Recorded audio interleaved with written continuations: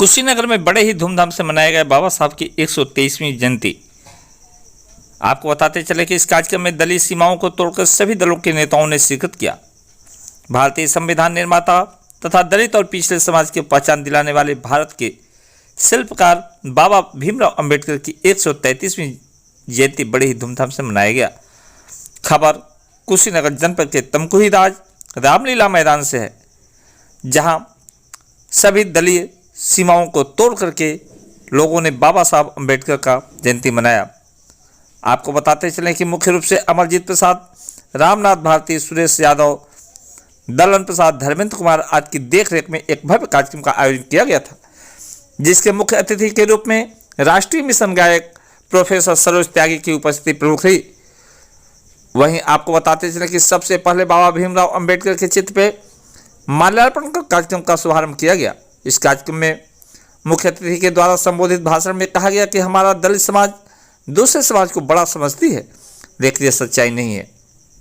सच्चाई तो यह है कि जिनको हम बड़ा समझते हैं वह बड़े नहीं हैं, बल्कि उनके दिमाग में गोबर भरा है, क्योंकि वह गोबर में देवता ढूंढते हैं, जो बहुत बड़ा अंधविश्वास है। गोबर में कोई देवता नहीं है, गोबर केवल कचड़े का ढेर है, इससे ज़्यादा कुछ नहीं। मुख्य अतिथि प्रोफेसर सरोज त्यागी ने आगे कहा कि हम इस देश के मूल निवासी हैं तथा हमारे समाज को अंधकार में रखा गया। अन्य समाज के लोग सरस्वती माता को ज्ञान की देवी कहते हैं। सच्चाई तो यह है कि सरस्वती माता ज्ञान की देवी नहीं है, ज्ञान की देवी तो सावित्रीबाई फुले हैं, जिनके वजह से आज हम मुख्य धारा में लौट रहे हैं।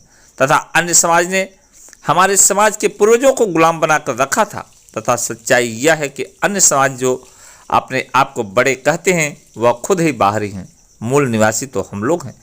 इस प्रकार कार्यक्रम को समाजवादी पार्टी के प्रदेश सचिव सुरेश यादव ने भी संबोधित किया। संबोधन की इस कड़ी में पूर्व जिला पंचायत सदस्य अवधनाथ ठकुराई तथा फाजिलनगर विधानसभा के पूर्व विधायक प्रत्याशी और श्रमिक नेता नंदलाल गुप्ता विद्रोही ने भी संबोधित किया। कार्यक्रम का संचालन जहां विनय कुशवाहा द्वारा किया गया, वहीं आए हुए अतिथियों का शिवमंगल गौतम, एडवोकेट हरेंद्र कुमार भारती, महंत प्रसाद आदि ने आभार व्यक्त किया। तो कार्यक्रम के अंत में एक दलित कलाकार के द्वारा कला के माध्यम से दलित के ऊपर हुए अत्याचार तथा संविधान के द्वारा मिले हुए उनके मौलिक अधिकार को संजीव मंचन किया गया।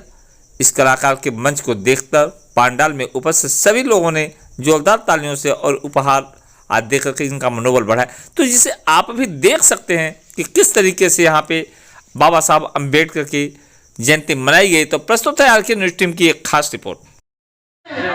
आज लगे तो दंड कल पुरस्कार बन जाता है। होगा एक दिन सत्य समर्थन आपके सत्य विचार का।